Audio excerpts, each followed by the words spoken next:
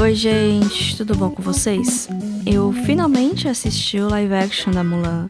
Eu sei que o filme ele foi lançado há apenas algumas semanas e que, teoricamente, ele não foi lançado oficialmente aqui no Brasil, mas quem quer, dá um jeito. E eu fui pronta pra odiar tudo, porque eu não aguento mais esse surto de falta de criatividade e de desejo por dinheiro fácil que a Disney sempre foi, mas agora tá pior, parece, né? Investindo pesado em fazer remakes de filmes queridos, mas dessa vez com pessoas de verdade. Mas eu acabei gostando do filme da Mulan. E eu fiquei meio assim, nossa, eu gostei, que estranho. Assim, não me leve a mal, o filme ele tá cheio de problemas. E quanto mais eu leio sobre, mais eu fico irritada. Principalmente com o fato que a Disney não teve a pachorra de colocar uma pessoa chinesa em alguma liderança criativa, ou até mesmo na consultoria. Aparentemente, eles queriam fazer um filme com mais respeito, além do original, e a própria cultura chinesa. Porque a animação, por mais que eu goste muito dela, ela tem seus problemas culturais em alguns aspectos, né? Mas no momento de criar a história do live action, eles acabaram enfiando alguns conceitos de culturas europeias para não gerar estranhamento nas plateias ocidentais, mas que se tivesse uma consultoria, talvez só uma troca de termos e de conceitos já, sei lá, deixaria mais chinês. É normal que a gente se sinta confortável com visuais e com conceitos conhecidos e estranhe coisas que são diferentes do que a gente está acostumado. Mas não é por causa disso que eles deixam de existir, né? Os filmes, eles são uma ótima porta de entrada para a gente conhecer culturas diferentes, né? E Mulan, ela poderia ser essa porta de entrada para o cinema chinês. Mas eu sinto que faltou alguma coisa para criar essa vontade de ver outros filmes no estilo. Mas mesmo assim, eu senti um pouco de vontade de ver mais filmes do gênero, porque eu já tinha essa vontade desde que eu assisti O Tigre e o Dragão, uns 4 anos atrás. Esse sim é um filme excelente que eu recomendo para todos. Pro episódio render, eu resolvi montar uma pauta sobre os live actions da Disney e por que eles precisam acabar, né? Live action pode ser traduzido por filmes de pessoas, filmes com atores reais interpretando os personagens. Esses filmes também se encaixam na definição de remake, que é a regravação de uma história na mesma mídia. Remake é diferente de uma nova adaptação de outra mídia, como por exemplo um livro. Existem muitas adaptações de um mesmo livro que geram filmes que são independentes entre si, mas possuem o mesmo material base. Um remake pode sim ter diferença entre o filme original e o novo, e nem todos eles são ruins. Inclusive, muitos filmes aclamadíssimos e famosíssimos são remakes de obras mais antigas, menos conhecidas e até mesmo obras em línguas não inglesa. Até porque americano odeia ler legenda e não pode ver um filme dito estrangeiro fazer sucesso que eles já ficam de olho para fazer a versão deles, né? Bom, essa mania da Disney de fazer live action começou em 1994, com o filme do Mowgli, que eu nunca tinha ouvido falar, mas com um elenco cheio de rostos conhecidos como o Sam Neill, a Lina Headey, o John Cleese e um Mowgli bombadão que mais parece o Tarzan. Em 1996, temos um filme um pouquinho mais conhecido, que muita gente pode até ter esquecido que ele existe, que é o 101 Dálmatas. Ele já conta como live action de animação, porque o original era dos anos 60. E conta com a Glenn Close no papel da Cruella, que é um dos papéis mais marcantes dela, por mais que ela tenha uma carreira gigante. Muita gente conheceu ela aqui. Eu lembro de ter assistido quando era criança, eu não lembro muito o que eu achei, mas deve ter feito sucesso, porque ele ganhou uma sequência alguns anos depois, com uma história original.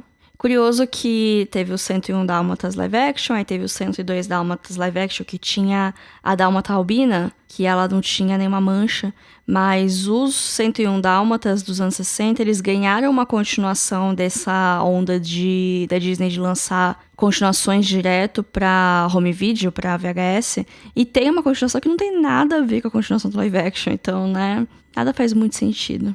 Mas tudo começou a mudar em 2010 com Alice no País das Maravilhas, do Tim Burton. Foi esse o filme que abriu os portões do inferno.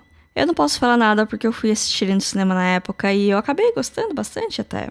Enfim, o filme ele estabeleceu padrões que seriam seguidos pelos próximos muitos filmes que viriam, que é a expansão da história e do mundo criado pela animação, elenco estrelado e repleto de rostos conhecidos e uma megalomania de efeitos especiais que encarece a produção e corre o risco de envelhecer mal.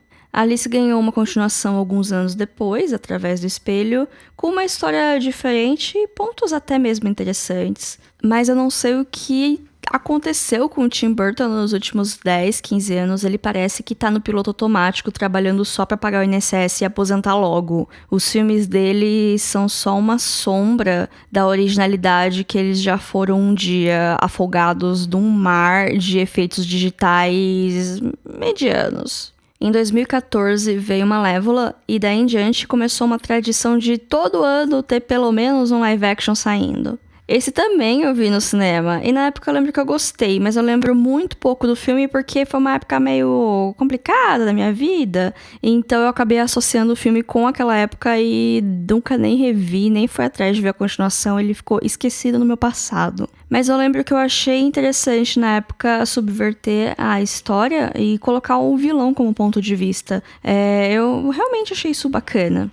Em 2015 veio Cinderela, filme esse que eu assisti essa semana, assim que eu defini o tema, porque esse talvez seja o único live action que superou o filme original. Até porque eu nunca fui fã das princesas mais antigas da Disney, principalmente a Cinderela, que ela era toda submissa, a madraça dela e boa demais, sei lá. Bom, no filme também dá raiva dela porque ela é muito boazinha, mesmo com quem pisa nela, sabe? Mas eu perdoo um pouquinho porque eu gosto da Lily James, que é a atriz que faz a Cinderela. O filme ele é bem tradicional, quase quadrado na maneira de contar a história, enquanto ela traz alguns elementos novos. O visual do filme ele é bem bonito, as cores elas são bem vivas, os efeitos eles permanecem bons depois de 5 anos de lançamento. Pode parecer pouco, mas tem alguns filmes com menos tempo que já estão com os efeitos feios, viu? Toda a resolução de ficar experimentando sapato pra achar a loira misteriosa que encantou o príncipe é bem imprático, como sempre, né? Pra mim, a melhor adaptação dessa história é o filme da Nova Cinderela com a Hilary Duff. Bom, em resumo, o filme ele tem coração, ele tem emoção, mesmo que seja ingênuo e até meio sonso para alguns. Em 2016, junto com a continuação da Alice, tivemos também um filme que foi um grande divisor de águas, que foi o filme do Mowgli, ou Jungle Book, no título original. Eu não lembro com que título que ele veio pro Brasil, se ele veio como Mowgli ou se ele veio como O Livro da Selva, não lembro exatamente. E é aqui que a linha do live action e da animação digital fica cada vez mais tênue, já que uns 80% do filme, ou até mais, são animais, que são todos animados digitalmente. Os efeitos eles realmente são impressionantes, mas eu senti um pouquinho de estranheza nas cenas musicais. Aqui, ao contrário dos outros filmes até então, as cenas musicais foram mantidas. Tem um negócio que ele chama Vale da Estranheza, ou Uncanny Valley em inglês. Ele é uma hipótese que afirma que quando cópias humanas, como robôs, por exemplo, se comportam de maneira muito parecida, mas não idêntica ao ser humano, elas causam estranheza e repulsa. Isso pode abranger animações também e outras formas além da humana. Mas a questão aqui é, se a gente vê gente o tempo todo, a gente sabe como o corpo humano é, como o corpo humano se comporta, como são as texturas da pele humana. E não é lisinha, tem imperfeições. O ser humano tem imperfeições. E quando a gente vê ele representado de maneira artificial, entre aspas, é estranho. É por isso, por exemplo, que o Expresso Polar foi tão mal de público e temos muitos outros exemplos no cinema que eu posso fazer um episódio só sobre isso. Por que eu tô falando disso agora? Porque no filme do Mowgli, os bichos, eles são tão reais que quando abre a boca pra cantar, eu acho estranho. porque os bichos não fazem isso, sabe? Se fosse uma coisa mais cartunesca, talvez desse pra suspender a descrença, mas como é tudo tão real, eu acho estranho. E olha que eu acho bem melhor resolvido isso aqui do que no Rei Leão, porque tem um certo tom lúdico nas cenas musicais, mas a gente já vai chegar lá. No final, a conclusão que eu tive do filme é que os efeitos são realmente impressionantes, mas a história e o filme em si eu acho ok, assim como eu acho o original também ok. Em 2017 temos talvez o mais bem sucedido dessa moda, que é A Bela e a Fera. O filme original é um dos meus favoritos da infância e principalmente da minha adolescência, porque eu era aquelas meninas quietinhas, nerds, que se identificavam com a Bela. E eu fui muito animada pra ver o filme no cinema. Outro filme que eu vi no cinema, olha só. E eu saí de lá bem feliz. Eu tava satisfeita com o filme, e principalmente pelo fato de ter visto um musical na telona. Eu já falei aqui que eu sou grande fã de musicais e eu tendo a defender até aqueles que não são tão bons assim. Eu revi ele há algum tempo aqui em casa e, nossa, ver fora do cinema fez tudo perder um pouco da magia e eu reparei em todas as partes fracas dele. Como, por exemplo, os efeitos digitais são excessivos, os objetos pessoas, eles estão meio que no Vale da Estranheza, porque eles são muito estranhos, principalmente a Senhora Potts. A Emma Watson, infelizmente, não é uma boa atriz. Desculpa, fãs de Harry Potter, mas é verdade. Eu não tô falando que ela é péssima, horrível, mas ela é bastante limitada. Eu até acho que a atuação nem é a prioridade de vida dela. Ela deve se aproveitar da fama que ela conseguiu pra, sei lá, fazer um filme regular por ano e ter dinheiro pra tocar a carreira dela no ativismo, que é o que ela realmente quer fazer. E ela não tá errada. Eu faria a mesma coisa no lugar dela, inclusive. Na época também teve a polêmica dela não querer usar um corpete embaixo do vestido, que vi muitas pessoas apoiando, eu inclusive apoiei na época, mas no final resultou num dos maiores desastres do filme, que foi o vestido amarelo dela, que ficou feio. Com o tempo eu aprendi um pouco mais de história da moda e etc, e vou defender o corpete aqui rapidinho. Tem gente que confunde a peça de roupa corpete com a ação de tight lacing, que em português seria deixar bem justo. Nem todo mundo que usava um corpete deixava ele super apertado para deixar a cintura mega fina. Geralmente quem fazia isso eram as mulheres da alta sociedade que faziam um sacrifício em prol da beleza, o que não difere muito da sociedade que vivemos hoje, sem os corpetes opressores, mas com outras maneiras, né, de prender nós a padrões que devem ser seguidos. Além do fato de que muitas roupas da época tinham enchimento no quadril, o que fazia ele ficar maior e, por comparação, ficava com a ilusão que a cintura era ainda mais fina. A maioria da galera usava o corpete como a gente usa o sutiã hoje em dia. E um bom sutiã no tamanho certo não machuca nem incomoda, mas aí a gente pode falar de como um sutiã bom é caro e como uma parcela grande da população não tem acesso a ele. Essa é outra conversa. E tudo bem também não querer usar sutiã, a gente tá em 2020, cada um faz o que acha melhor, sem ficar julgando o coleguinha, né? Mas o fato é, não usar um corpete, mas querer um vestido do século XVIII vai deixar ele estranho, e isso não tem nada a ver com o corpo da pessoa. Naquela época não era só colocar uma camada de roupa e pronto, eram várias peças que criavam a silhueta que a gente conhece hoje. Pode parecer que eu tô passando pano pro passado, mas eu só tô explicando como as coisas funcionavam. A gente deve ter um olhar crítico para isso, mas também pensar que a moda já andou, esse trem já passou. Se a gente for dedicar algum esforço para a mudança, é com a nossa sociedade atual, não uma coisa que já ficou no passado. Mas enfim, hoje em dia eu não gosto tanto da Bela e a Fera assim, os móveis me assustam, a música nova nem é tão boa e o casal principal não tem química. Em 2018 só teve um filme, que foi o Christopher Robin. Eu nem sabia que ele se enquadrava como live action do Ursinho Pooh, eu achava que era só um filme como o criador dele, não assisti, não vou opinar, vou pular pro próximo. Chegamos em 2019, um ano que a gente achou que tinha sido o pior ano até então, a gente mal sabia o que estava reservado pra gente. E foi nesse ano que a Disney perdeu a mão completamente. Não foram um, não foram dois, mas foram 5 lançamentos. 5 novos filmes baseados em filmes anteriores. Apenas um deles não foi lançado no cinema, que foi A Dama e o Vagabundo. e eu tinha esquecido completamente da existência dele, e eu só lembrei aqui gravando, então acho que já tá claro que eu não assisti ele, e nem tenho muito interesse, pra ser sincera. Alguém já viu? Comenta lá no nosso Instagram se vale a pena, é o @filme.da.semana. Outro filme que eu mesmo esqueci num churrasco foi o Dumbo. Eu não vi também em parte porque eu não gosto do original, mas pelo que eu ouvi falar, esse foi um dos que mais mexeram na história. Tem também a continuação da Malévola, eu nem sei mais se conta como live action, como remake, sei lá, não vi também. É curioso que quando eu tava pensando na pauta, eu fui ver Cinderela achando que esse era o único live action que eu não tinha visto ainda, e agora eu tô descobrindo que tem mais um monte. Agora aqui nesse ano, pra fechar essa lista, temos 2 extremos. Um que eu acredito ser o melhor live action e o que eu acredito ser o pior. Vou começar de jeito bom, vou começar por Aladdin.